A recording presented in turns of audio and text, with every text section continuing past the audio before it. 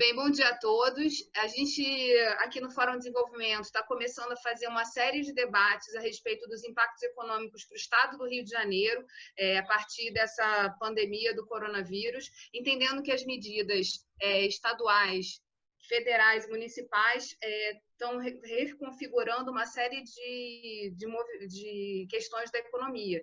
E a ação rápida em determinados setores faz muita diferença para manter vivos esses setores.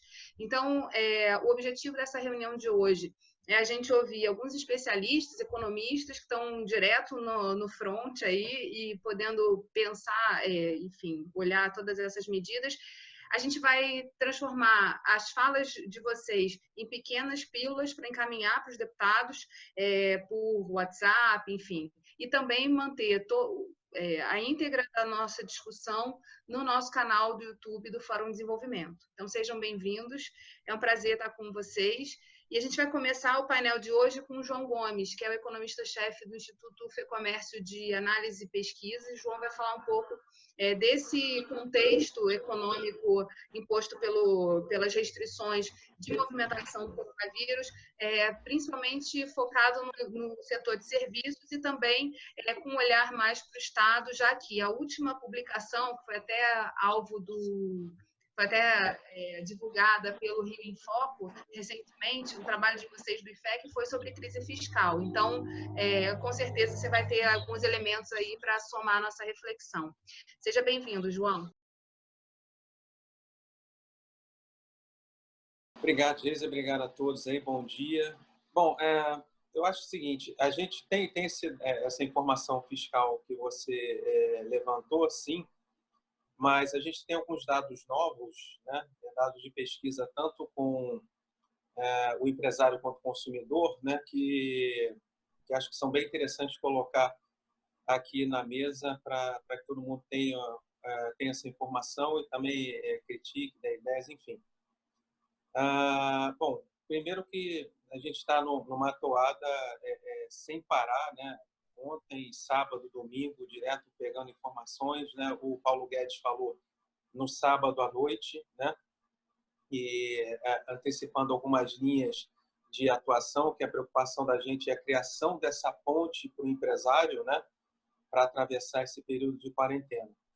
E fazendo um link, né, com essa necessidade de ponte, aí a gente fala um pouco da pesquisa, né? A gente fez uma primeira pesquisa com os empresários do Estado, né? Então, a gente fez ali logo no início da aceleração do número de casos, né? Que foi ali no início da segunda semana, a gente foi a campo e perguntou o que eles tinham visto, né, em relação à demanda, né? Se estavam preocupados, né? E você tinha mais de 60% com o nível de preocupação elevado em relação à demanda, né? E com previsão de queda aí e tinham visto já a queda de 50% da demanda. E a gente, nessa mesma pesquisa, pergunta da preocupação para frente, ou seja, nos dias seguintes, que ali foram os dias da semana passada. Então, já havia uma previsão de queda de 70% da demanda. E bate com o que a gente tem visto por aí, né? Pega indicadores aí online de outras empresas, fazendo ali os dados reais mesmo, né? Você vê que realmente está girando em torno de 1/3. E o online segurando um pouco, mas também caindo. Então, você está falando que está girando a 1/3 da economia. Então, assim, a gente fazendo algumas extrapolações, alguma projeção, né? Então, você está falando, e aí falando do comércio e serviço, você está falando em torno de uma perda de 30 bilhões em 30 dias. Então, você fala em 6% no mês. Então, pensar numa queda no trimestre de 10% não é exagero. Então, aí tem dois lados, né? O primeiro está parado, está certo, né? O que não somos especialistas no IFEC, mas o que a gente tem olhado é que aqueles que não fizeram a quarentena, aqueles que não se resguardaram, você tem uma aceleração brutal de casos, né? E aí, com essa aceleração, você tem não só problemas econômicos, como problemas políticos, institucionais. Então, você quebra um país inteiro e não só a parte econômica. Aí tem tem discordâncias em relação a isso. Não, porque é o clima, não, porque é a temperatura, não porque é a umidade. Isso não tem dado empírico para ser testado. O que está sendo testado é o seguinte: quem não fez esse período de lockdown, o horizontal, teve problemas. E quem tentou colocar o vertical teve que voltar. E até essa pesquisa que está sendo veiculada aí maciçamente, que aponta, no caso extremo, 1 milhão de mortes, aí no caso mais rigoroso, né, na questão da quarentena, seria 44 mortes. Aí essas projeções ficam um pouco, né, fora, que também aí a gente não vai discutir, né? Se é isso, se é não, não é, tá? O fato é que piora em abril. Quanto piora, não sabe, mas tem uma tendência de ser bastante ruim. Então, aí esse é o primeiro caso. E o segundo caso é como é que para atravessar essa ponte necessária provocada por essa quarentena, né? E como é que faz, né, essa ponte? Então, tem a questão dos assistidos, tem a questão dos formais, né, mas que vão possivelmente podem ter o salário reduzido, e as empresas, né?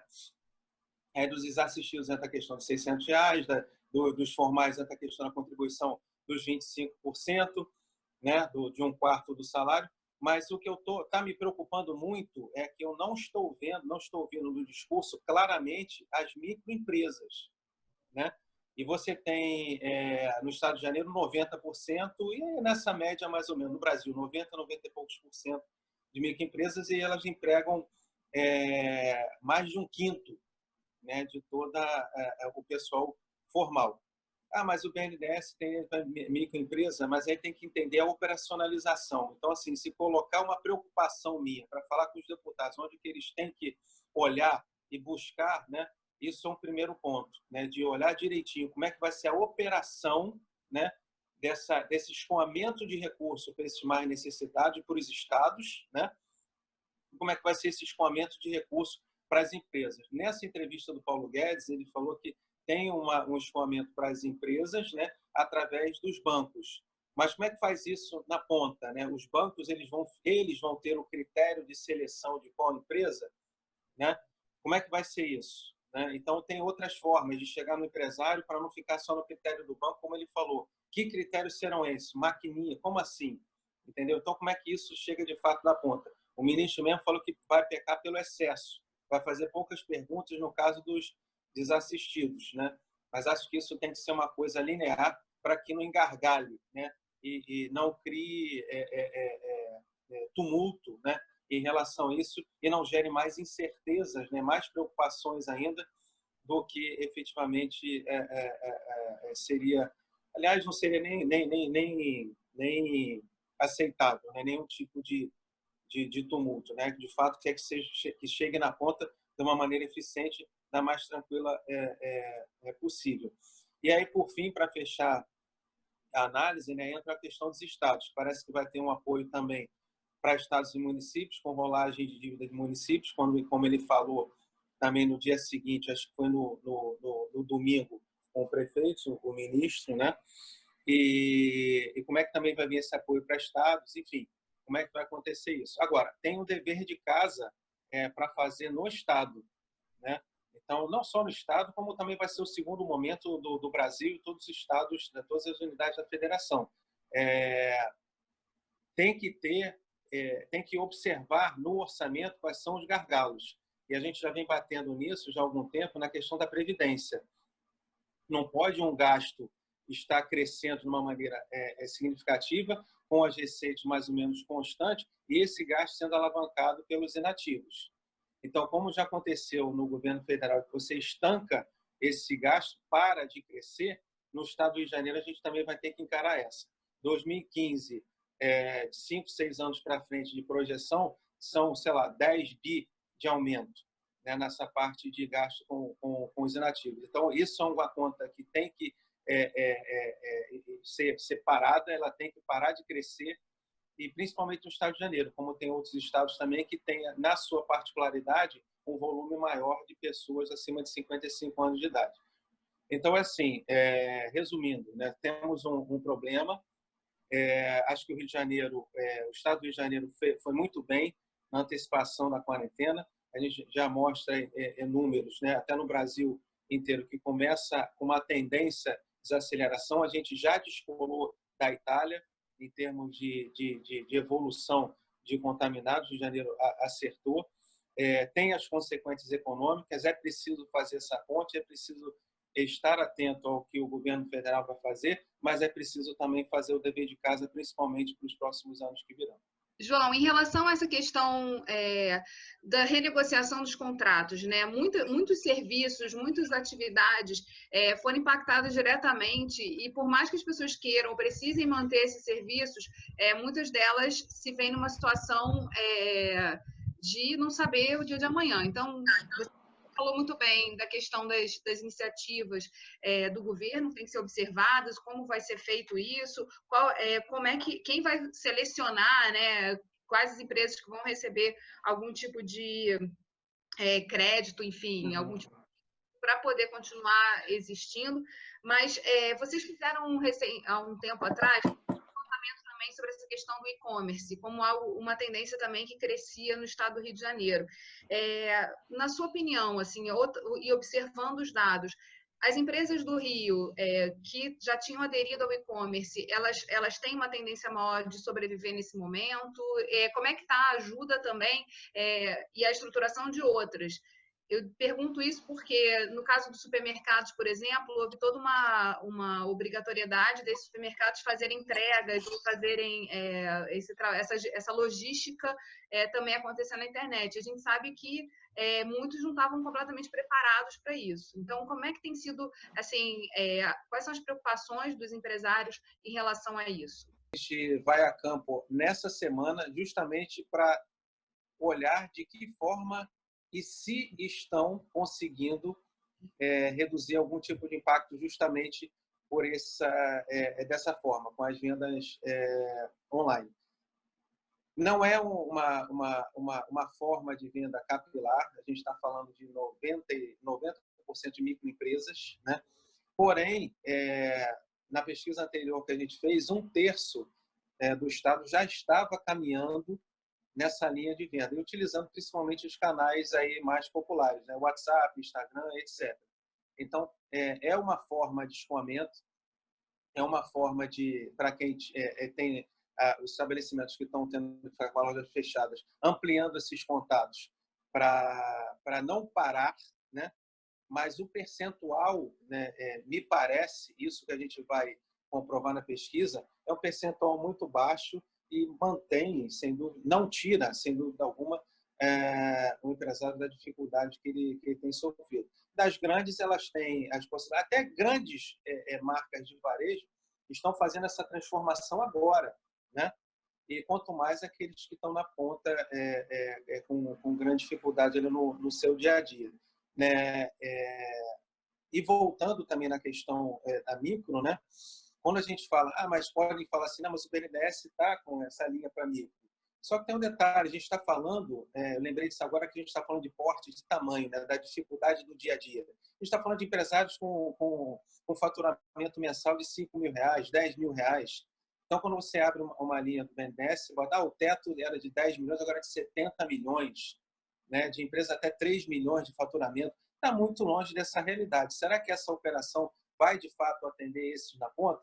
É uma interrogação, é uma questão a ser entendida, né? E nessa parte do e-commerce, em dados aí online que a gente tem observado, tem recebido, você tem, na média, uma queda menor, mas também é uma queda. E a queda mais forte, sem dúvida, daqueles que estão na rua.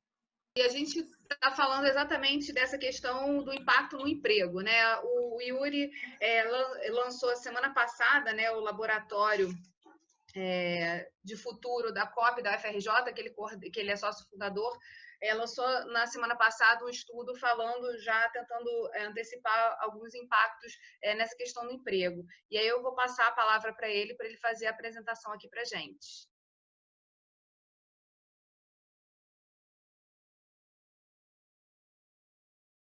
Eu fiz uma apresentação rápida, como a Giza comentou. A gente tem feito alguns esforços para entender o que tem ocorrido aqui no Brasil, né, especificamente, porque a gente está sentindo uma certa carência de dados sobre o impacto no emprego. Então, me apresentando, eu sou o Yuri, eu sou coordenador da linha de futuro do trabalho, do Laboratório do Futuro, da COP FRJ, e sou sócio fundador da Labore, que é uma empresa que trabalha com dados sobre emprego também. Então, a crise atual, queria só fazer um comentário inicial. A crise atual ela é maior do que a de 2008, tá? E ela é substancialmente diferente, né? Naquela época a gente estava preocupado mais com os bancos. Atualmente está preocupado mais com o setor produtivo, que foi o que foi comentado no comentário anterior. E aí tem uma questão que é importante, é óbvio, mas a gente tem que sempre lembrar, a crise econômica vai durar muito mais do que a da saúde. Então a gente sabe que a da saúde vai demorar um tempo ainda. A gente está falando aí de uns 18 meses até a gente conseguir uma vacina para a gripe, para a doença. Então a gente sabe que vai demorar muito tempo. Então a gente precisa tomar decisões urgentes. A gente não pode ficar esperando. A gente sabe que tem pessoas que vão sofrer muito rápido com essa crise. E os Estados Unidos deu um exemplo aí grave de como isso pode ocorrer. Em uma semana foram pedidos mais de 3 milhões. Foram preenchidos mais de 3 milhões de pedidos de desemprego nos Estados Unidos. O valor normal era da faixa de 100 mil, 200 mil. Então isso pode acontecer. A gente não pode ficar esperando para dizer as medidas, porque isso gera um certo pânico na sociedade. A gente sabe que certas atitudes podem ser tomadas de forma precipitada, que poderiam ser evitadas. A situação do Rio já era crítica, né? A gente sabe que o desemprego aqui era muito alto, estava acima de 15%. Então já era uma situação preocupante e com a crise isso só se agrava. Então a gente fez uma análise, como a Geisa comentou, sobre os setores impactados. Esse foi nosso primeiro trabalho. Assim como o João comentou, que eles têm trabalhado sábado e domingo, a gente, no primeiro fim de semana que a gente teve de crise já, a gente sentou também e fez esse primeiro levantamento. Então, o que a gente está observando aqui são os setores mais impactados. A gente selecionou os setores que mais empregam do Brasil e olhou, a partir das atividades que eles executam, né, do KNAI deles, quais setores seriam mais impactados. Então, a gente reuniu em alguns grupos, que são esses 6 grupos que estão apresentados aqui, e aqui a gente está demonstrando a quantidade de pessoas empregadas por setor. Então, a gente vê, em primeiro lugar, o comércio varejista. A gente sabe, isso daí veio depois, é claro, mas a gente acabou descobrindo depois, que atividades como farmácias e supermercados, elas se mantêm abertas, mas a gente sabe que tem grande parte do comércio varejista que não está nesse grupo essencial, vamos dizer assim. Então, ainda assim, é um setor que emprega muito no Brasil, é um dos que mais empregam no Rio, e tem milhões de pessoas que vão ser afetadas por isso. Um segundo lugar seria alimentação. Como o João comentou, tem um esforço, né, de diversos empresários de atuar de forma mais digital. Então, isso é uma medida para mitigar esse impacto possível, né? Aqui a gente está falando do tamanho de cada setor, então é o impacto possível, né? A quantidade de pessoas empregadas, do setor alimentação. Apesar disso, a gente sabe que tem pessoas que atuam com atividades que não tem como ser feita à distância. Por exemplo, um garçom, ele não tem como trabalhar sem ter as pessoas no mesmo ambiente. Então, a gente tem esses casos que têm que ser analisados. Um outro setor é transporte de passageiros. Aqui entra o transporte rodoviário e o transporte via avião, que se torna bem mais complicado nesse período. Turismo e hospedagem, que claramente é afetado por uma crise onde as pessoas não podem circular, não pode ter aglomeração. Atividades esportivas da mesma maneira e a cultura também da mesma forma. Aqui, dando um destaque também ao tamanho das empresas. Uma coisa muito importante que o João levantou e que a gente tem que discutir mais é que desses setores que eu estou comentando aqui, desses 6 setores, 94,7% das empresas existentes são microempresas e 4,8% são pequenas. O resto que está aparecendo aqui, quase não dá para ver, são as médias e grandes empresas. Então, a gente sabe que essas empresas têm maior dificuldade de se manter abertas, porque não têm um fluxo de caixa tão grande quanto médias e grandes empresas, não têm uma grande capacidade de pegar um empréstimo, como as grandes empresas têm, e vão sofrer mais rapidamente com a crise. Essa crise, de certa forma, é uma maratona. Então, se a gente tem empresas que não vão aguentar correr 100, 200 metros, como é que a gente vai esperar que elas sobrevivam durante um período muito longo, que pode chegar a um ano e meio, de atividades irregulares, né? Não necessariamente de distanciamento social. Então, falando um pouquinho sobre 2 setores aqui que são os mais relevantes, só para a gente dar uma olhada em quais são as ocupações, né, para a gente ter uma ideia de quem pode ser mantido e de quem dificilmente conseguiria manter essa ocupação funcionando. No comércio varejista, a maior ocupação do país, que mais emprega, é o vendedor varejista. Então, a gente tem quase 1,5 milhão de pessoas, e a gente sabe que o vendedor varejista, em geral, ele trabalha em lojas de roupa, lojas de itens para casa, lojas desse tipo, né? Então, não necessariamente o vendedor varejista vai estar dentro dos supermercados e farmácias, como eu comentei, que são os setores que são menos afetados pela crise por serem essenciais para o dia a dia. No segundo lugar, operador de caixa, repositor de mercadorias, atendente de lojas e mercados e o auxiliar de escritório que dá o suporte ao comércio. O salário médio aqui é uma questão importante, né? O salário médio é de 1.432. Então, a gente sabe que estão sendo feitos esforços para dar uma certa renda para as pessoas ficarem desempregadas, mas a gente sabe que esses esforços são bem abaixo da renda das pessoas.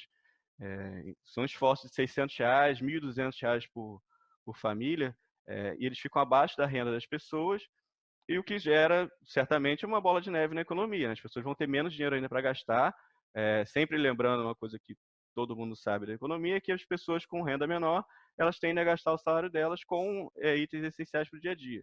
Então, há uma redução do consumo das famílias dos próprios itens essenciais que vão impactar de novo em outras áreas. Então, o impacto não para só aqui. Setor de alimentação, como eu comentei, algumas pessoas conseguem trabalhar de forma mais digital, né? Então, vamos dizer, o cozinheiro ele pode estar na cozinha trabalhando e o restaurante entregando de maneira digital.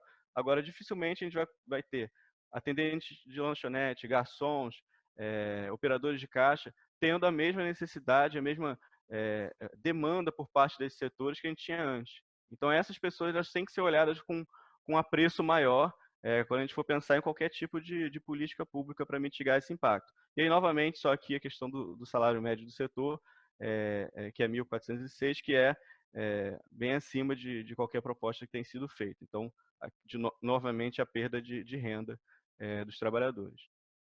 E aí a gente traçou alguns cenários. A gente acha que nenhum deles aqui é muito absurdo. A gente tem alguns cenários. Isso aqui, claro, dependendo das medidas que forem feitas ao longo do tempo, isso vai ser menor ou maior. A gente fez isso lá atrás, isso tem mais de 10 dias, então a gente tem um certo impacto sobre o que vai acontecendo ao longo do tempo. Mas se a gente tivesse 10%, seriam 990 mil trabalhadores desempregados. Isso trabalho formal. 30%, quase 3 milhões, e 50% desses setores que a gente está comentando, 50% representariam 4,95 milhões de pessoas. E a gente vê para o Brasil o aumento da taxa de desemprego, de 11 para 12, de 11 para 14, de 11 para 15. 11 já era, como eu comentei antes, 11 já era muito preocupante, aumentar ainda mais esses valores se torna pior ainda. Um segundo esforço que a gente fez foi calcular o nível de risco de contágio para cada ocupação. E aí, novamente, a gente tem que relacionar isso de alguma forma com o emprego, né? Como é que essas pessoas vão se manter trabalhando, se elas estão em risco de contágio, e a gente pode analisar os setores essenciais e pensar como é que a gente auxilia essas pessoas, que tem medidas aqui que estão diretamente relacionadas com o emprego e saúde, então elas estão envolvidas. Então, como é que eu mantenho uma pessoa do setor de comércio de supermercados trabalhando de maneira segura? Isso tem que ser pensado, não adianta só a gente pensar que o setor é essencial e colocar os trabalhadores sob risco. Então, esse foi o trabalho que a gente fez, baseado num trabalho que foi feito pelo New York Times. Eles fizeram esse trabalho para os Estados Unidos, para as ocupações de lá, e a gente converteu esses resultados deles para o Brasil e criou uma visualização, que está na internet, está no impactocovid.com.br, é o site, e lá é dinâmico, né? As pessoas podem ver cada uma dessas bolhas, mas basicamente o que a gente vê aqui, no eixo aqui vertical, a exposição a doenças ou infecções, é uma das variáveis do contexto da ocupação. Então, no 0, a pessoa não tem nenhuma exposição a doenças ou infecções, e no 100 ela é exposta dia a dia, por isso que a saúde está lá em cima, né? Então, todas as ocupações relacionadas à saúde são expostas constantemente a doenças e infecções. Com relação à proximidade física, é o quanto que as pessoas naquele trabalho precisam estar próximas umas das outras para trabalhar. Então, a gente vê no caso mais baixo, é que a pessoa pode trabalhar totalmente distante. Então, a pessoa que trabalha uma atividade no meio de uma floresta, alguma atividade extrativa, por exemplo, ela trabalharia mais à distância. E os outros são os que mais trabalham próximo dos outros. Então, no limite aqui, a gente tem, por exemplo, instrutores de dança, que não tem como ficar distante, só para dar um exemplo. Profissionais de educação física, que não tem como estar distante das pessoas com quem trabalha. Então, esses são alguns exemplos do que a gente tem aqui. Então, a gente fez também essa análise, que a gente acha importante, para entender esse risco de contágio, principalmente, como eu comentei, as ocupações que têm que continuar operando, como é que elas vão continuar operando de forma segura, porque senão a gente acaba permitindo que o vírus continue se propagando pela sociedade. Por fim, isso foi algo bem recente que a gente fez agora, terminou ontem à noite, é o impacto sobre o emprego analisando de forma mais geral. Então, a gente foi nas variáveis do contexto, como essas que a gente comentou aqui, né, exposição a doenças, proximidade física, a gente reuniu 9 variáveis diferentes e analisou todas as ocupações que dependem ou não daquelas variáveis. E o que a gente tem aqui é uma divisão pelo risco da pessoa ter o seu emprego afetado pelas variáveis que ela exerce no dia a dia.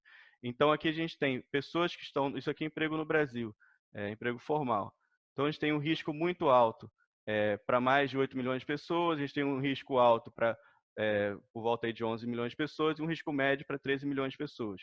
Então, essas são as pessoas que, se elas trabalhando normalmente, elas teriam um alto risco de não conseguir exercer suas atividades, que é uma maneira mais polida de dizer que elas têm alto risco de desemprego.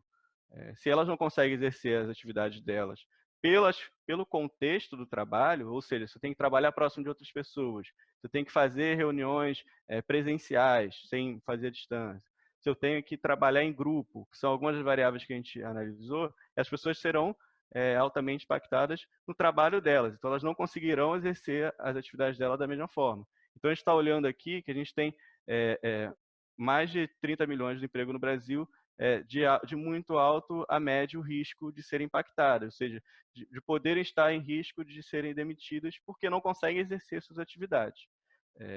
Então, essa é uma análise que a gente está terminando, a gente deve publicar ao longo da semana, mas só para trazer uns resultados iniciais para vocês entenderem um pouquinho do que a gente tem feito.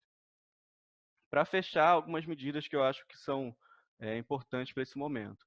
A primeira é entender a situação a partir de dados e projeções. A gente ficar numa discussão a partir do que só olhando o que outros lugares têm feito, só pensando no impacto do exterior, é complicado. O Brasil é muito diferente, cada estado do Brasil é diferente um do outro e cada município é diferente também de cada um, mesmo dentro do mesmo estado. Então, cada pessoa, cada prefeito, cada vereador, cada deputado tem que olhar a situação da sua região. É difícil pensar que existe só um Brasil e achar que a solução vai ser única. Como eu estou demonstrando aqui, são diferentes setores, além da questão da região, tem a questão dos setores, então o olhar tem que ser também setorial e tem a visão por parte das ocupações. Então, cada ocupação é impactada de maneira diferente. Então, tem muito detalhe aqui envolvido para a gente tomar decisões sem conhecer eles. Uma outra coisa que foi algo que o João também comentou é uma necessidade de modernização da produção. A gente sabe, é claro, que os empresários, micro e pequenos principalmente, vão ter uma certa dificuldade nesse momento, mas a gente tem que passar a olhar, e aí eu digo como instituições de pesquisa, como instituições de apoio ao empresário e como governo, tem que pensar como a gente pode ajudar, que tipo de plataforma pode ser criada para ajudar uma loja, por exemplo, de roupa. Que tem dificuldade de operar nesse momento e que só tem uma loja física, que nunca trabalhou online. Esse tipo de suporte precisa ser dado para os empresários para que o suporte financeiro não precise ser tão grande. Então, a partir do momento que eles conseguem manter de forma mais moderna a produção e a venda dos produtos deles, a gente consegue reduzir o impacto financeiro. Então, uma coisa está diretamente ligada à outra e precisam ser feitas juntas, né? De novo, é importante reforçar, proteger micro e pequenas empresas. Como eu comentei, elas não têm condições de correr uma maratona sem receber, vamos dizer assim, um copo d'água para beber no caminho. Manter as pessoas empregadas. Não agir rápido significa que essas empresas que eu estou comentando, elas vão acabar, por mais que elas tenham um cuidado com seus trabalhadores, eles vão acabar desempregando as pessoas. Então, é importante que se mantenha esse vínculo empregatício, porque a destruição desse vínculo, ela gera não só custo para o Estado, que vai ter que pagar pelo desemprego, mas gera também um custo para a empresa, porque quando a empresa precisar retornar, se ela for capaz de retornar depois dessa crise, ela vai ter um gasto imenso para recrutar de novo essas pessoas, pagar todos os custos necessários para fazer isso. Então, é extremamente importante manter as pessoas empregadas. Mais uma questão existem ocupações, como eu estou comentando, e tem que ter uma análise bem detalhada disso, que vão ter sérias dificuldades de se manter empregadas. E aí a gente precisa olhar o que pode ser feito com essas pessoas. Quais setores vão ser menos impactados e essas pessoas poderiam migrar? Quais necessidades, por exemplo, o Estado tem de conscientização, da modernização da produção, como eu comentei, de outros esforços, que essas pessoas poderiam ser migradas para ocupar? A gente tem que pensar também em trajetórias de migração. Da mesma forma como a empresa precisa ser protegida, a partir do momento que o trabalhador é protegido, os custos são menores para mitigar o impacto da crise. E aí, claro, ligado diretamente às possibilidades de trajetória, a gente tem as possibilidades de qualificação. Então, a gente teve o trabalho importante que estava sendo conduzido pelo Qualifica Rio, né? E como é que ele continua nesse momento de crise, né? Como é que esses cursos passam a ser feitos online, o que esses profissionais deveriam fazer, porque não é possível a gente achar que são os mesmos cursos de sempre, qualquer formação vai servir. A situação é bem diferente nesse momento. Então, a gente tem que fazer essa análise, o que a gente consegue qualificar à distância, quais áreas têm uma demanda grande, que já tinham antes e não estava sendo atendido, que a gente pode migrar as pessoas para lá. Então, tudo isso tem que ser pensado. Yuri, para o Rio de Janeiro, você não conseguiu fazer esse tipo de análise ou vocês estão estudando? João, a gente começou as análises a nível Brasil, mas o nosso objetivo é colocar a nível município, né? A gente fez, um tempo atrás, um estudo sobre automação. A gente começou assim também, a gente fez um estudo sobre Brasil e depois a gente avançou sobre os municípios. Dentro desse site, que eu já até entrei aqui, de ocupações com mais risco de contágio, né, que é o Impacto Covid, né, .com.br. Ali, o cálculo que vocês usam ali é aproximação, e aí quanto mais aproximação, dependendo da atividade, você estabelece algum critério subjetivo para dizer, não, esse é maior risco, é um risco 1, 2, 3, 4, 5. Foram 3 variáveis que a gente usou, né? A primeira foi com que frequência o exercício da ocupação demanda a exposição a doenças ou infecções, que é esse eixo vertical do gráfico. O segundo foi até que ponto o exercício da ocupação exige que o trabalhador realize tarefas em estreita proximidade física com outras pessoas, que é o eixo que é horizontal.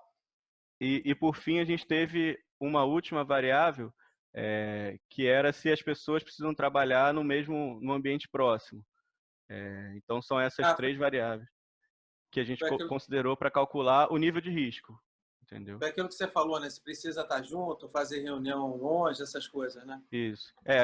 Isso a gente fez uma ampliação, porque esse primeiro estudo foi do New York Times, a gente fez uma conversão para o Brasil. A gente fez uma outra análise, que foi a última que eu mostrei, que é a partir de 9 variáveis, ao invés de 3, e aí não se perguntando se a pessoa tem o maior ou menor risco de contágio, mas perguntando o quanto que as atividades que aquela ocupação tem que exercer dependem de uma proximidade social, ou seja, que não podem ser exercidas com distanciamento. Justamente para a gente entender quais ocupações vão ser, infelizmente, inviáveis nesse cenário e quais são menos impactadas por isso. Pela exposição ali, exposição à doença, não se tem certeza, né? Mas proximidade física é fácil, né? Uma pessoa do comércio de serviço vai estar com uma proximidade física ampla, né? Agora, o critério de exposição à doença, né? Pro médico, vai lá, é 100, né? E como é que estabeleceu-se esse critério para o comércio? Como é que é essa gradação para as outras atividades? Essas atividades que a gente comentou, que eu comentei, são o que eles chamam na tabela dos Estados Unidos de work context, ou seja, são contextos de trabalho. Essas variáveis foram levantadas através de survey pelo Departamento de Trabalho dos Estados Unidos, né, o Ministério do Trabalho deles. Então, eles fizeram um levantamento, que é algo que a gente não tem, por isso que a gente está conversando. Foi um levantamento empírico que eles fizeram e pegaram esse algoritmo e jogaram lá para dentro para dizer que aquilo que é exposição. O que eles fizeram foi essas variáveis de contexto do trabalho, elas existem para a tabela dos Estados Unidos já há algum tempo. Então, elas são mantidas pelo governo para poder fazer esse tipo de análise. Então, a gente tem uma quantidade bem rica de dados sobre o emprego dos Estados Unidos e a gente tem diversas maneiras de fazer uma conversão para o Brasil. Então, a gente traz esses dados dessa maneira, através da conversão para o Brasil, mas esse foi feito um levantamento, por exemplo, eles pegam 100 trabalhadores do setor de um comércio varejista e perguntam para o vendedor varejista, o quão exposto você está à doença? Aí ele responde, se eu estou nunca, uma vez por ano, uma vez por mês ou diariamente. Entendi.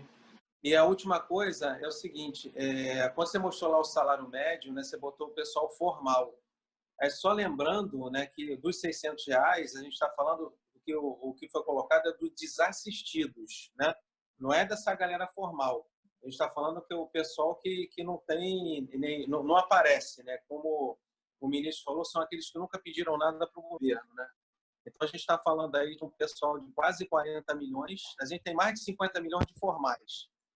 Mas de informais, a gente tem quase 40 milhões. E 600 dá quase 40% disso. Na parte do formal, entra a necessidade da complementação do salário, que chega até, acredito eu, que não tem o dado oficial ainda, mas pode ser até 1/4 do salário, e o restante da folha podendo ser financiado, né?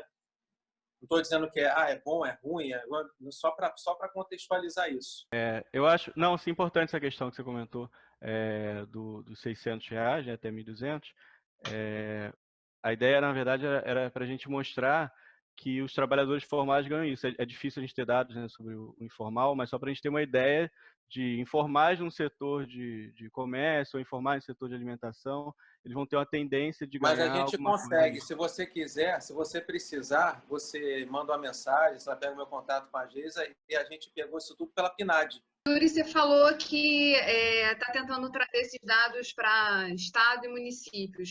No caso específico do Rio de Janeiro, uma das coisas que me preocupou logo que começaram as medidas restritivas de movimentação é justamente a dependência que a região metropolitana tem da cidade do Rio de Janeiro. Quer dizer, a maior parte dos deslocamentos dos empregos está concentrado na cidade do Rio e as pessoas que moram mais distantes usam o transporte público para acessar essas regiões. Então, o corte, né, das atividades e da movimentação, ela precisou também vir por parte do transporte para poder impactar nisso.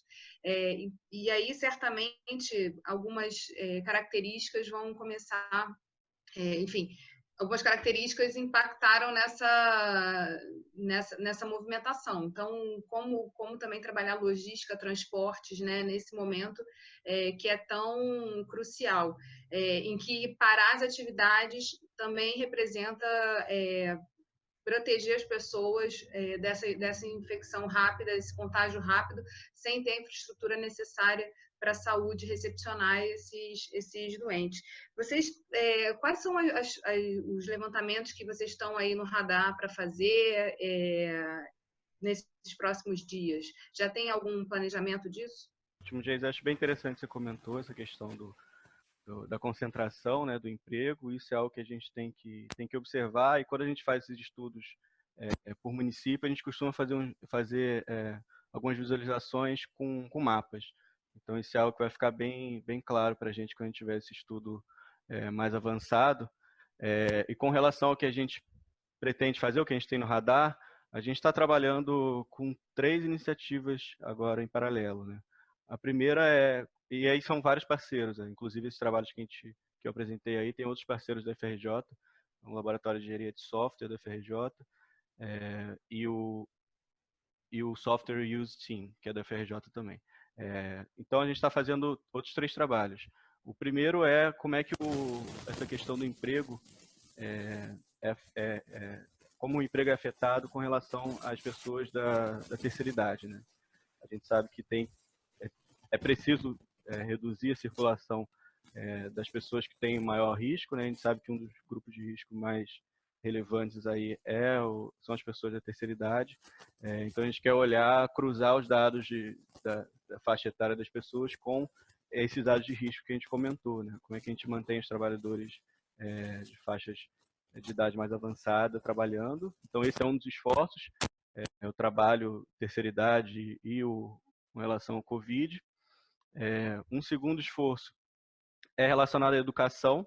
Então, uma das linhas do Laboratório Futuro é Futuro da Educação, e a gente acha que tem uma necessidade de a gente discutir essas mudanças que precisaram ser feitas de maneira bem emergencial, né, na forma como o ensino é feito.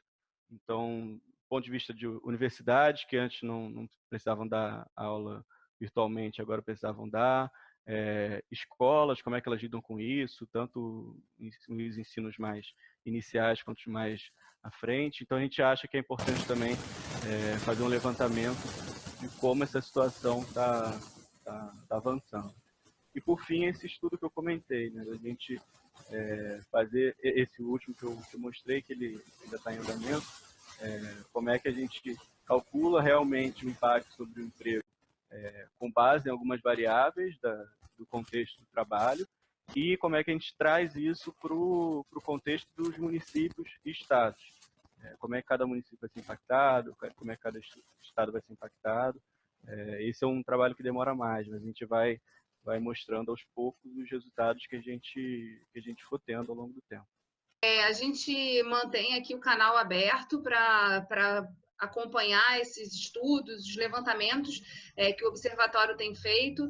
Também lembrando que é crucial e fundamental o acesso à informação para a gente poder, enfim, para os tomadores de decisão poderem agir nesse momento de forma a preservar atividades que são necessárias à sociedade e vão precisar continuar existindo pós-crise, né?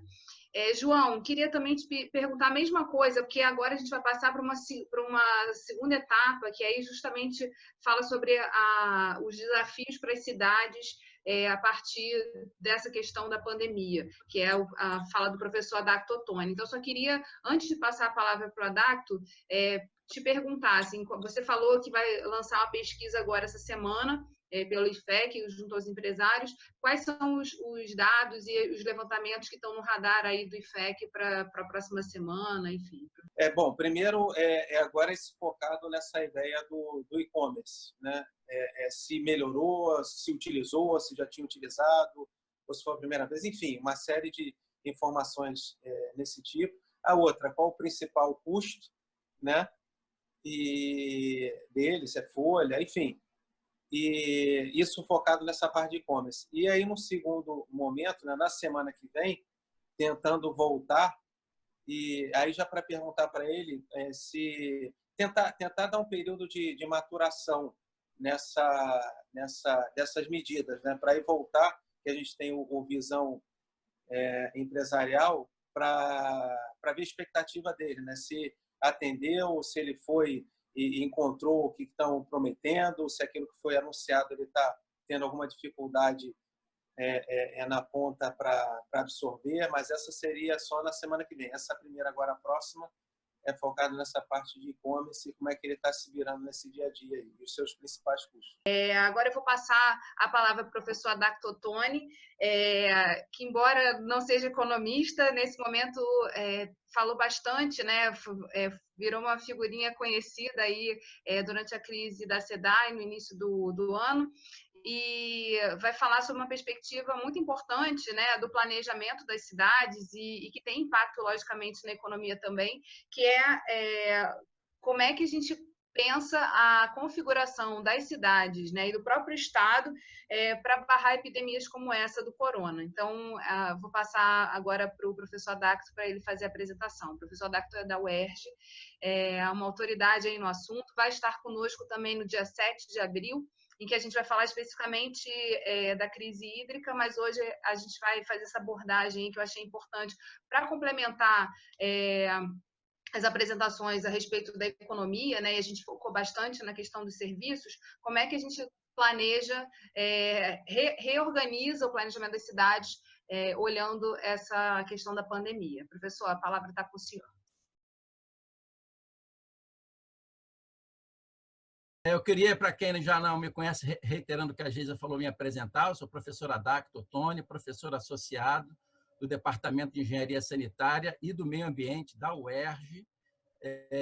Queria também parabenizar o João Gomes e o Yuri Lima, que aprendi muito aí, porque não é a minha área, então foram apresentações muito bem didáticas e que a gente somou muito no nosso conhecimento.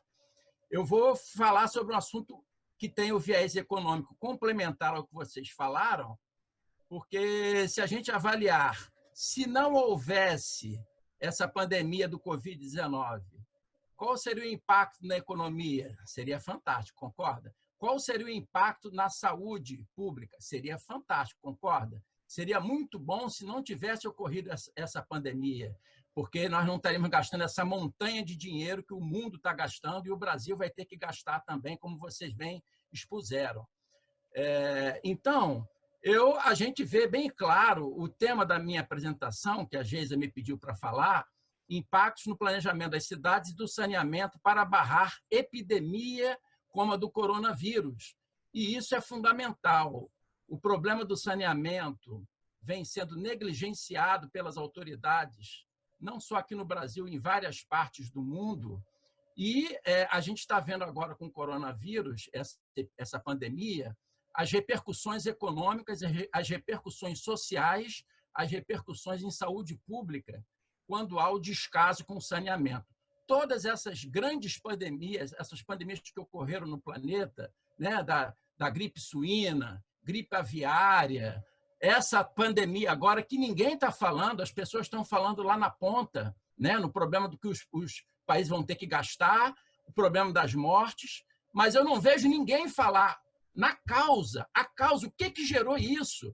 Então, certamente, a falta de saneamento, a negligência com a saúde pública foi a causa do problema.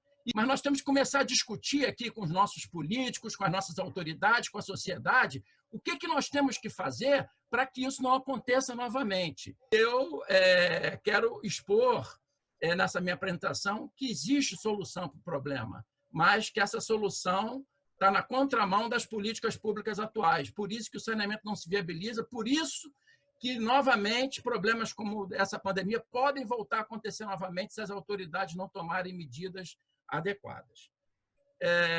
Então, a primeira pergunta que eu faria para todos pensarem: quais os riscos da falta de saneamento básico na saúde da população e na proliferação de doenças e riscos de pandemias como a do coronavírus para o futuro, né?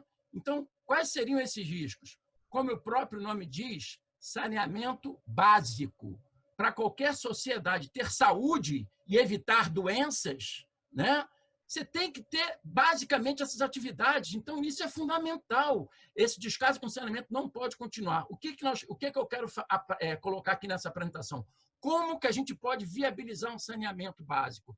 E, obviamente, o meu foco é para o nosso estado do Rio de Janeiro, mas que certamente se amplia para todo o Brasil. Primeiro ponto, é o que a gente vê na maioria das cidades brasileiras, na maioria das cidades do Brasil, do estado do Rio de Janeiro, problema das ocupações irregulares de baixa renda, as pessoas vivendo no meio do lixo disperso, do lado do esgoto, como vocês estão vendo aqui, estou tentando botar minha setinha, pronto, do lado do esgoto, lixo disperso, e a população no meio. E aí a gente vê como aconteceu há 2 anos atrás com a Zika, chikungunya. Quando chove, todo esse material, os valões de esgoto, o lixo, tudo vai para os rios. Como vocês estão vendo aqui, um outro problema grave que nós temos no nosso estado e no nosso país. A área de transporte é desconectada da área ambiental, da área de recursos hídricos. Você vê aqui a viga de uma ponte que está seccionando a seção maior do rio. Junto com isso, vem o lixo e esgoto, que você não tem saneamento nessas ocupações irregulares de baixa renda, e muitas vezes não tem nem na área formal, você tem coleta de esgoto. Então, assoreia o rio e é tragédia anunciada. Esses rios vão transbordar, como acontece todo ano no período de chuva, e aí não é só a água do rio que transborda, toda essa poluição se espalha pela cidade. A saúde pública fica em risco nesses períodos de chuva intensa. Junto com isso, nós temos um outro problema social e de saúde pública gravíssimo no nosso país e no nosso estado, que são os lixões, onde os catadores vão tentar a sua sobrevivência pegando lixo sem nenhuma condição de saúde pública, E aqui no nosso estado se implementou a política de lixão zero, que é muito bom. Vamos jogar todo o nosso lixo no aterro sanitário. Isso é muito bom sob o aspecto de saúde pública, mas e a renda desses catadores? Vai para onde? Quando você joga o lixo no aterro sanitário, você tira a oportunidade do catador fazer isso que está aqui. Então, o que nós temos que fazer é dar oportunidade para os catadores terem a sua renda não em lixão, mas na coleta seletiva, e não ficar descartando em aterro sanitário todo o lixo da cidade, que é infelizmente o que acontece. A própria cidade do Rio de Janeiro, mais de 95% do lixo é jogado a 95 quilômetros na cidade de Seropédica, no aterro sanitário, onde os catadores não podem tirar o seu ganha-pão, e que não é pouco. Um catador de lixo num aterro, num lixão, ele ganha mais de R$ 1.000 por mês, e, na realidade, é muito mais do que essa ajuda de R$ 600, e sem condições nenhuma. Então, como a gente pode ver, uma gestão sustentável do saneamento não só vai dar saúde para a população, como vai dar renda. Nós temos, junto com tudo isso, o problema dos esgotos. Como é que as doenças são transmitidas, inclusive, para o ser humano, principalmente? Pelos esgotos, pelas fezes. Então, a comunidade, as crianças, os adultos estão do lado do esgoto nessas ocupações irregulares, eles vão pegar a doença e vão transmitir para a cidade inteira. E isso tudo, obviamente, esse contato com o esgoto através dos valões, dos esgotos que vão para os rios, a população tem acesso, está gerando a contaminação da nossa população, e isso coloca em risco não só essa população, como toda a cidade, como toda a sociedade. E as pessoas têm que beber água. Se ela não tem acesso a uma água potável, elas vão consumir água contaminada. Ninguém vai ficar com sede. Isso a gente viu bem claramente agora com a crise do coronavírus, as pessoas pegando água de qualquer jeito, em nascentes contaminadas. E essas figuras que a gente está vendo, né, como a gente vê no mundo inteiro, que isso aqui não é no Brasil, mas a falta de saneamento, com a falta, as pessoas com sede vão consumir, e essa doença vai se propagar. E isso certamente foi uma das causas desse gravíssimo problema que o mundo está passando e que a gente não vê ninguém discutindo, que é a causa principal. Nós temos que combater isso para o futuro. Junto com essa poluição do ser humano, existe a poluição dos animais. Os animais domésticos têm acesso a essa poluição. As galinhas, você vê aqui, soluções que dão galinhas para diminuir lixo. Na realidade, a galinha está se contaminando, o ser humano vai consumir essa carne e esses ovos que vai se contaminar também. Os porcos com crianças nessas ocupações irregulares, as pessoas comem esses porcos que estão se contaminando. Você vê, essa contaminação vai para os peixes, e esses peixes vão para onde? Vão para as pessoas. As populações, nós temos que abrir os nossos olhos que isso já está acontecendo, estamos consumindo metais pesados nos peixes, a contaminação, e isso a população consome. E, obviamente, a contaminação se dá de forma generalizada em toda a cidade, inclusive contaminando os animais silvestres, que, obviamente, o homem começa a se expandir, a contaminação chega nessas áreas, o homem tem interface, e a contaminação dos animais domésticos e silvestres acaba contaminando o homem. E esses vírus, essas bactérias, esses patógenos acabam se multiplicando. Então, o risco continua. Daqui, como o Yuri falou, daqui a um ano nós já estamos livres do problema, mas ele pode voltar novamente se nós não tomarmos as medidas preventivas para o futuro. E um outro aspecto que a gente viu bem claramente nessa crise da pandemia do Covid-19 é o problema do abastecimento d'água, como vocês estão vendo aqui. O que está acontecendo hoje em dia na cidade do Rio de Janeiro?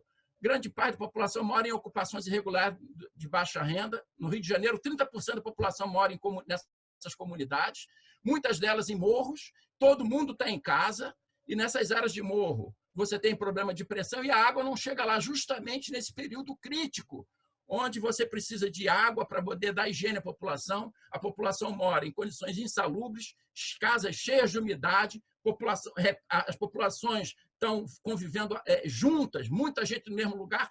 É impossível você fazer o isolamento. Então, uma pessoa contaminada vai contaminar todo mundo. A gente está vendo o risco à saúde pública que vai começar nessas ocupações irregulares. Vai haver uma grande propagação dessa doença, não porque as pessoas não queiram se isolar, elas não conseguem, devido a essa falta de política pública dessa ocupação desordenada. Bom, agora a segunda parte da minha apresentação, então, é como é que eu consigo viabilizar todos esses problemas para garantir o saneamento. E aí eu queria fazer somente uma colocação prática.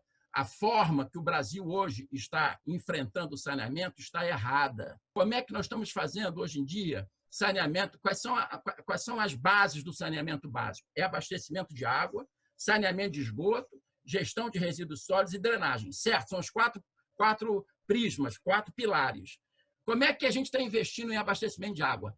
É ampliando o sistema de abastecimento de água, construindo grandes barragens para acumular mais água do rio. Isso aí é um tiro no pé, porque cada vez mais os rios estão mais poluídos, como aconteceu com a cidade. Os órgãos não conseguem tratar água, não adianta expandir, porque não vai ter água de qualidade, e as bacias estão degradadas, então vai faltar água, porque nós não estamos tratando da nossa bacia hidrográfica. Então, o abastecimento de água, nós vimos aqui bem na cidade do Rio de Janeiro, está em risco, porque as soluções estão inadequadas, apesar de as pessoas pagarem tarifa de água, nós estamos com a água em risco. Sistema de esgoto, idem, então nossos esgotos se gasta soluções caríssimas, para pouca região você não tem abrangência, então a poluição continua porque você bota soluções caras numa área restrita. Então, quem não está ali na periferia não tem, a poluição continua, então você, na realidade, não está resolvendo nada. Gestão de resíduos sólidos no Brasil é a mesma coisa. A própria política do lixão zero, eu citei antes, é botar em aterro sanitário. Então, você transferir o lixo para um descarte no meio ambiente e, na realidade, você não está resolvendo nada, você está transferindo o problema e está inviabilizando o potencial de reciclagem do lixo. E é essa solução que está sendo dada. E, finalmente, a drenagem, porque tudo isso, como eu falei, afeta o sistema de drenagem, vem muita terra na época de chuva, entope o sistema de drenagem, que não foi feito para escoar essa água. Baseado nisso, eu vou dar as soluções. A solução, cara, está aqui, ó. É a sustentabilidade ambiental. Nós temos que buscar soluções dentro desse tripé. É isso. Eu queria aproveitar esse canal aqui da LERJ para que os nossos deputados comecem a influenciar nessas políticas públicas, que essa é a luz no final do túnel para a gente evitar essas grandes pandemias para o futuro. É buscar essa soluçãozinha aqui no meio. A solução que tem é viabilidade ambiental. Eu não posso degradar a natureza, porque a natureza degradada coloca em risco a minha vida. Tem que ser a solução como foi discutido pelo João Gomes e o Yuri Lima, com viés econômico. Não adianta fazer uma solução faraônica que vai virar um elefante branco. Tem que ser solução barata para ter abrangência e você ter efetividade na solução. E tem que ter viabilidade social. Essa solução tem que proteger a saúde das pessoas, tem que gerar renda, tem que melhorar o turismo, o lazer. E isso que a gente tem que buscar. Certo? E é isso que eu vou dar para fechar minha apresentação, soluções dentro da área de saneamento. Primeiro, problema das favelas, eu quero já apresentar aqui em primeira mão uma solução que é totalmente viável. Só tem um rio, um sistema de drenagem que recebe tudo, é valão de esgoto, é lixo disperso, é material de erosão, e a cidade toda que está aqui no fundo é toda impactada com... Existe uma lei, que é o Código Florestal, que diz que faixa marginal de proteção de rios e as áreas íngremes com inclinação acima de 45 graus, você não pode ter nenhuma ocupação. É claro que em áreas já consolidadas, você não vai demolir um prédio para fazer isso. Mas em áreas que você não estão consolidadas, você pode tirar as pessoas dessas áreas de risco, dando dignidade, e construir prédios. E você, com isso, em vez de crescer horizontalmente desmatando, você cresce verticalmente com prédios com infraestrutura de água, com hidrômetro, esgoto, lixo, drenagem, e começa a botar a vegetação ciliar na margem do rio para proteger os rios. E nas áreas íngremes, que são, inclusive, nesse problema do tráfico de drogas, é onde o marginal se esconde, é lá em cima. Se você começar a tirar essas áreas e cobrir com floresta e transferir a população, você reduz o problema da violência nas áreas urbanas, você melhora as áreas verdes, acaba com os vazadouros clandestinos de lixo nessas áreas altas e você vai começar a reduzir os deslizamentos de encosta. São soluções simples, você tem que fazer prédios de baixa renda na mesma local onde a pessoa mora, e você consegue viabilizar minimamente uma infraestrutura de saneamento na favela. Não é tirar a favela toda, é desocupar as APPs e fazer um programa de recuperação ambiental dessas áreas. Na área de abastecimento d'água, como eu citei, se o próprio saneamento que se faz hoje em dia nos planos diretores de saneamento se preocupa muito com o sistema de abastecimento, mas não se fala nada do manancial. Nós temos que monitorar melhor os nossos mananciais, proteger melhor os nossos mananciais. O que nós vemos hoje em dia é isso aqui, gente. Manancial degradado, desmatado, isso a gente vê geral no Brasil próprio. Inclusive, na minha palestra que a Geisa falou na semana que vem, eu vou falar exatamente sobre isso, sobre a crise hídrica na região metropolitana. E é isso que acontece. Grandes crateras de erosão, vai tudo para o rio. E, na realidade, aumentando as enchentes, assoreando os rios, poluindo as águas, contaminando. E, na realidade, o que a gente precisa fazer é isso. Em áreas rurais, controlar a erosão do solo, reflorestar, fazer valas de infiltração, bacias de recarga, com pequenos diques, são obras baratas dentro do conceito da sustentabilidade, você vai gerar emprego, recuperação ambiental e produzir água, reduzindo enchente. E com a vegetação ciliar para proteger o rio na época de chuva, com toda aquela poluição de origem difusa e ajudar a reduzir a propagação da onda de enchente. Nas áreas urbanas que já estão ocupadas, é você fazer sistemas similares de estimular a captação de água de telhado, permeabilidade dos terrenos, implementar pequenas barragens de enchente para segurar a água e não concentrar a vazão, fazer bacias de detenção em parques públicos, várias medidas, são medidas baratas e sustentáveis. Aqui, gente, é o manancial lá de Nova York. Nova York é uma cidade maior do que o Rio de Janeiro, e aqui a qualidade. Por que eles podem ter essa qualidade e nós não podemos? Temos que pegar aquela água verde escuro e marrom escura, que é a água do Guandu. Porque lá a Prefeitura de Nova York, que é maior e tem mais antropização que o Rio de Janeiro, resolveu investir no projeto de produtores de água e proteger o seu manancial. E é isso que nós temos. E é isso que nós temos que priorizar nas políticas públicas para abastecimento de água. Na área de resíduos, para concluir, né, que é o grande vilão da contaminação, nós temos várias atividades no homem. O ser humano tem várias atividades, tá? Na sua cidade, no seu desenvolvimento. Todas essas atividades geram o quê? Resíduos.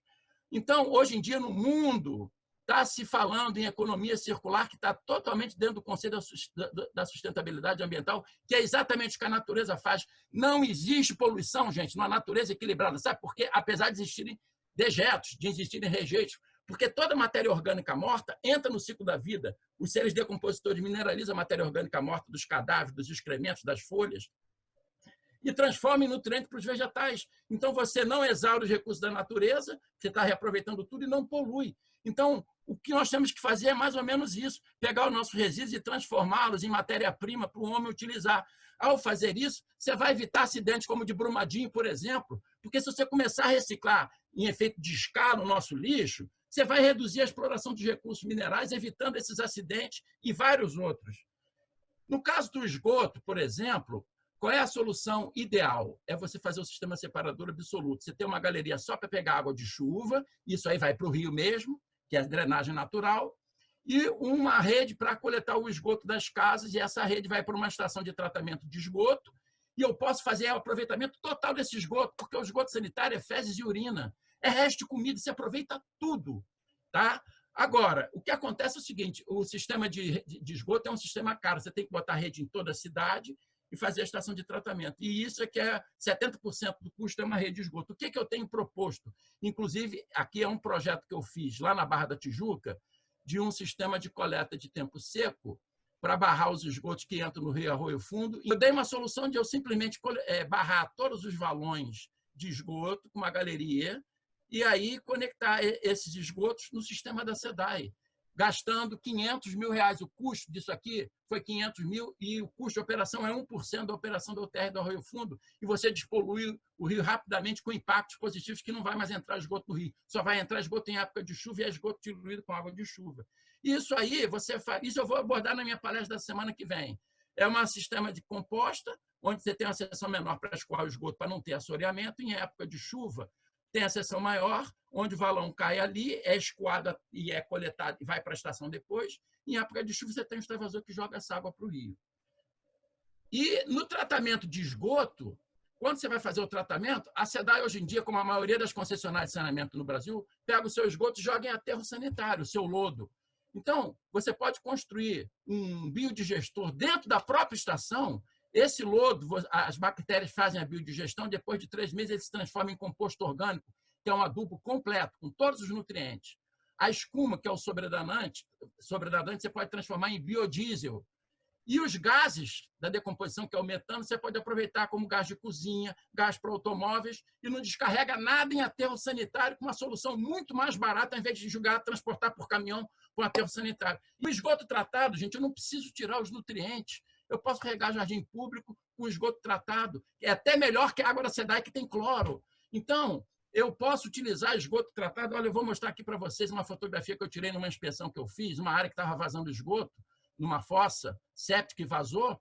numa época de estiagem. A grama estava toda amarela, está vendo aqui? Onde vazou o esgoto, olha como está a cor da grama, verdinho, um verde bonito, porque esgoto é alimento para os vegetais, tá certo? E esse esgoto estava vindo de uma fossa que já era um esgoto tratado. Então, aqui é uma foto que eu estou mostrando de uma área do deserto, lá que os egípcios, lá no Saara, no deserto do Saara, na cidade do Cairo, no Egito, eles pegaram o sheik lá e investiu para usar esgoto tratado para irrigar a área de deserto com floresta, e você gerou uma floresta e não ia mais nada para o rio. Aqui foi uma pesquisa que a Unesp fez com esgoto e esgoto tratado para fazer irrigação. Então, nós temos que ter todos os cuidados sanitários, é óbvio. Você não vai usar esgoto tratado com o patógeno, aí você tem que fazer a cloração para fazer hortaliça, mas para árvore frutífera você pode, e outros. E aqui mostra layout com sistemas baratos de lagoa de estabilização, e você pega o efluente e vai aplicar no solo. Finalmente, o lixo. Essa figurinha vem do Plano Nacional de Resíduos Sólidos. 50% do lixo de uma cidade é resto de comida, gente, é o lixo úmido. 30% é o lixo seco, que é o reciclável. Menos de 20% é o que não se consegue reaproveitar, mas tem, inclusive, aproveitamento energético que você pode tentar. Então, o que nós temos que fazer é fazer uma coleta seletiva do nosso lixo. É simples assim. As pessoas separarem o lixo úmido do lixo seco, o lixo úmido vai para uma usina de compostagem para transformar em composto orgânico, o lixo seco vai para uma usina de triagem para ser todo reaproveitado. Então, o que você vai jogar no aterro sanitário é um lixo mínimo e um lixo inerte. Então, olha só, isso aqui é uma fotografia de uma usina de compostagem. A decomposição é aeróbia, não gera metano para a atmosfera, e você produz humus que você pode usar na agricultura. Então, com uma solução barata, você pode fazer isso e reaproveitar e não jogar nada no meio ambiente. Esse esquema, já estou terminando, tá, Geisa? É sobre um parque de reaproveitamento de resíduos na cidade de Egmonton, uma cidade pequena lá do Canadá. Você tem o lixo não residencial e o lixo residencial. O não residencial, ele era encaminhado para uma usina de reaproveitamento para reciclagem de resíduos da construção civil, para reaproveitar tudo vai para o mercado. O resíduo orgânico era transformado em biocombustível e em composto orgânico para se transformar em benefícios para a sociedade, em fertilizantes, etc. Somente uma pequena parte que ia para aterro, o que não pudesse ser aproveitado energeticamente, jogando um material inerte, aumentando enormemente a vida útil do aterro, sem danos ambientais. E o residencial, a mesma coisa, na parte orgânica, a parte reciclável, usar as usinas de triagem, reciclagem de usinas de resíduos eletroeletrônicos, todo o material tinha potencial, houve uma parceria público-privada, e o que a gente veio lá nessa cidade é isso aqui, um grande parque de reaproveitamento de resíduos, tudo com investimento da iniciativa privada, aproveitando tudo, gerando uma montanha de empregos. Né? O Yuri e o João Gomes estavam falando em empregos, está aqui uma solução, você vai gerar muito emprego, o empresário vai investir e você não vai poluir nada. Eu estou propondo isso, gente, é a última transparência. Aqui na cidade do Rio de Janeiro, o aterro de Gramacho, tá aqui, esse passivo ambiental. Do lado do aterro de Gramacho está cheio de catador que ficou demitido, que hoje em dia faz aterro queimada clandestina para reciclar, poluindo o rio, o solo e a água. Eu estou sugerindo na área lateral ao aterro, que essa área não tem mais valor econômico nenhuma, criar um grande parque de reaproveitamento de resíduos, onde você ia construir habitações de baixa renda, para os operadores, para os catadores, para os operários desse parque morarem no próprio local, e aí você pegar muita gente desempregada das cidades que estão nas ocupações irregulares e dar emprego e dar moradia, e vir trabalhar aqui com renda para se transformar em agente ambiental do lado da nossa cidade. Você vai acabar com esse transporte de resíduos para Seropédica, com essa poluição, com a Conlurb gasta 18, vocês sabiam disso, 18 milhões por mês para descartar lixo em Seropédica, com todos os problemas ambientais, com vazamento, risco de vazamento de chorume em época de chuva. As soluções sustentáveis são a luz do final do túnel. Para concluir, o problema do planeta não é o aquecimento global, nem as mudanças climáticas. O problema do planeta é a falta de sustentabilidade do homem com a natureza. Se a gente começar a ter uma atuação harmônica com a natureza, nós não só vamos reciclando nossos resíduos, preservando as nossas florestas e a nossa biodiversidade, ampliando as unidades de conservação, etc. Não só nós vamos combater o aquecimento global, porque você não vai mais desmatar, nem vai jogar carbono para a atmosfera, como você vai ter um controle de população, um uso ordenado do solo, vai proteger os mananciais e vai evitar doenças como o coronavírus. Na verdade, agora eu vou passar para os comentários finais do Yuri, do João e do senhor, para a gente poder encerrar esse painel. Então, assim, João, em relação à questão, você já falou aí dos próximos passos do IFEC, você quer fazer algum comentário a respeito da fala tanto do Yuri quanto do Adacto, para a gente ir para as nossas considerações finais? A fala do professor Haddad foi excepcional, excepcional. Eu não tenho nada para falar, eu achei maravilhoso. Foi um tempo assim enriquecedor. E eu só consegui entender tudo porque algumas semanas eu fiz exercícios exatamente dessas coisas aí com meu filho. Mas como é importante, e é legal pra caramba que eu estou vendo que pelo menos na escola dele está dando esse entendimento, essa consciência de, como o senhor muito bem falou, na natureza não tem desperdício, não tem erro, não tem problema, é tudo reaproveitado. Então, essa questão, desde a captação até a distribuição da água, do ciclo de água, não estou de brincadeira, não. Recentemente, a gente fez exercício aqui em casa e eu fui obrigado a relembrar disso tudo. E aí, ouvindo essa excelente explanação do senhor, a gente vê que não, é uma coisa que a gente aprendeu lá atrás e certamente esqueceu. Então, essa é a esperança no futuro. E essa paixão que o senhor coloca na apresentação e esse conhecimento avassalador, tomara mesmo, Oxalá permita que aqueles que vão ver esse vídeo se sensibilizem de que agora realmente é o momento da virada e o Rio de Janeiro teve essa liderança nessa quarentena dentro da parte de saúde tão importante e necessária nesse momento, mas que não ataca as causas. E as causas têm que ser atacadas com medidas como o senhor bem colocou. Muito parabéns pela sua apresentação, parabéns pelo Yuri também pelo estudo técnico embasado e estamos aí abertos para que vocês quiserem no auxílio de informações que a gente possa coletar. Obrigado. Queria agradecer o convite, Geisa, para poder fazer essa apresentação. Reafirmar que a gente está fazendo vários estudos, então a gente vai continuar trabalhando. Quem tiver interesse em conhecer mais, pode entrar em contato com a gente, que a gente está disponível para conversar. Eu queria comentar sobre a apresentação do professor Adacto também, acho que foi excelente, é claro, não tem nem como ser diferente, né? Eu sou da UERJ, eu fui aluno de engenharia da UERJ, então eu conheço ali de vista o professor, então muito feliz de poder ouvi-lo. Eu acho que tem uma coisa em comum entre o que o senhor comentou, né, como o senhor mesmo colocou, questão do emprego, questão do saneamento básico, eu colocaria aí saúde, habitação, são problemas que já existem há muito tempo, a gente não foram criados agora, a questão do emprego não é nova, o emprego no Brasil já está acima de 2 dígitos há muito tempo, e agora a gente está com essa crise que agrava a situação desse problema, então a gente precisa de respostas rápidas, para isso tudo que a gente está vendo, né? Alguma coisa tem que ser feita agora, e a gente precisa, depois desse momento, também pensar o que a gente pode fazer no futuro. Né? Será que a gente vai esperar acontecer uma nova crise para a gente se atentar a esses problemas? Acho que essa discussão tem que ser muito constante. Então, esses problemas que a gente está expondo têm que ser discutidos diariamente pelo poder público, que, assim como o professor Adacto vê essa dificuldade, eu também vejo do lado do emprego. E aí, dito isso, eu queria um último comentário, que foi o que o professor também comentou, que é importante, investir com inteligência. Não adianta a gente ficar investindo em soluções que vão dar mais dinheiro para grandes empresas que têm muito dinheiro, ao invés de investir em soluções que são baseadas em pesquisa. Então, tanto eu como o professor aqui somos pesquisadores e educadores também, então a gente está dia a dia olhando para isso. Então, cabe ao poder público perguntar, quando tiver algum problema, para essas pessoas quais seriam os possíveis caminhos. Seria o mundo ideal se a gente tivesse essa cooperação mais próxima, né, entre a pesquisa, é claro, com o investimento na pesquisa, porque o que a gente tem visto nos últimos anos é uma queda disso, e com a educação e com as iniciativas do poder público. Então, eu queria fechar só com esse comentário da gente investir com inteligência, ao invés de investir com interesses financeiros, né, somente. Acho que a gente tem que ser otimista. Foi essa visão o João Gomes e o Yuri Lima deixaram na apresentação deles, e a gente não pode deixar de ser otimista, né? Como foi dito até para o nosso ministro da Economia, né?